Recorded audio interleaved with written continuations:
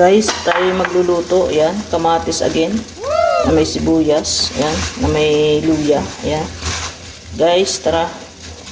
Luto-luto tayo. Tapos, haluan na lang natin ito ng gulay. Ayan.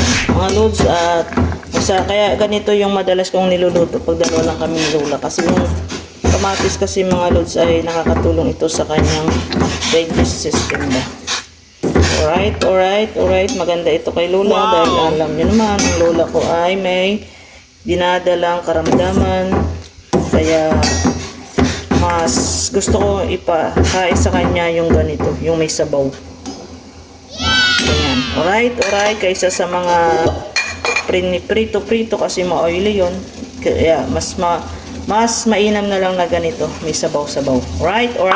Nice. Mas lalo pa nating pinasarap. Yes! Naluan pa natin ng gulay. Diba? Naluan pa natin ng gulay, guys. Mas lalo pa nating pinasarap.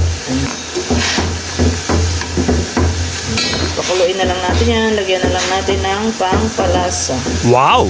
Alright. Yan ang aming menu for today ni Ama.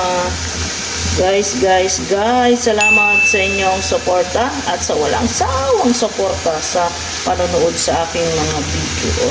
Alright. God bless at laging mag-ingat.